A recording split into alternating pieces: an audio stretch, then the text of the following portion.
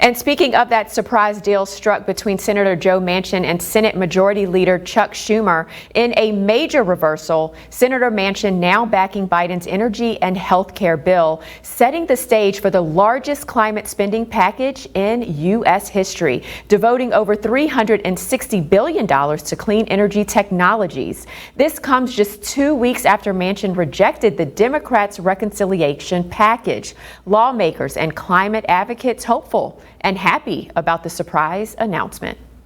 I think that this is a very, very major step forward if we can get it done, and I believe we can. I believe that there's a real deal here. I think we are now very, very close, and every single one of the things that's in this bill is actually a major accomplishment. Following Manchin's sudden and major effort to try to reduce inflation, Democrats are now calling for the 725-page measure to tackle everything from health care costs to billions in climate provisions. Newswatch reporter Catherine Skeldon has more on what these measures will entail. All of you, I know, might be surprised, but there should be no surprise because I've never walked away from anything in my life. And I just felt there was an opportunity here to really give us an energy policy with security that we need for our nation. In a surprising turn of events Wednesday, Senator Joe Manchin and Senate Majority Leader Chuck Schumer announced a new expansive agreement. They are deeming it the Inflation Reduction Act of 2022.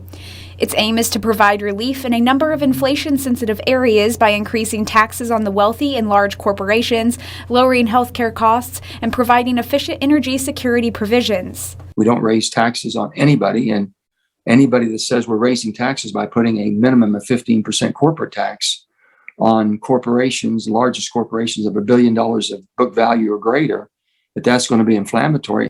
So if someone's upset, they weren't paying anything, please come forward. A longtime advocate for fossil fuels in West Virginia, one specific aspect of Senator Manchin's agreement would invest in carbon-based and clean energy technologies while reducing methane and carbon emissions. For months, Manchin urged President Biden and Democratic leaders to abandon more expansive and ambitious measures for tackling such issues. But now, at $360 billion going to clean energy technologies, it could be the largest spending package in U.S. history. Energy security and climate, truly where we have two paths. We have a robust energy for our fossils, so we have a clear pathway that we can basically compete, be energy independent, not depending on foreign nations. It's expected for the Senate to vote on the 725-page agreement next week. Catherine Skeldon, Newswatch. This bill potentially sets up an unexpected victory for President Biden and Democrats in the run-up to November elections. But a House vote is also expected to follow with an anticipated unanimous vote of opposition from the Republican Party. And one of those Republicans in opposition, Senator Shelley Moore Capito. During her press conference today, Capito said the Inflation Reduction Act will only lead to spending more and taxing more. She referred to the GDP's current negative growth rate and the most recent announcement about the U.S. economy's newfound recession.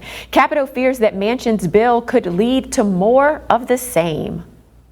It's inexplicable to me how in a time of inflation, high inflation, recessionary times that are directly attributed to the overspending that the Democrats did last year, that they would even entertain flooding, again, more federal dollars into the system. In regard to the energy provisions within the bill, Capito expressed concern about the number of electric cars and other electric amenities it promises. She says it will only create higher energy costs for Americans.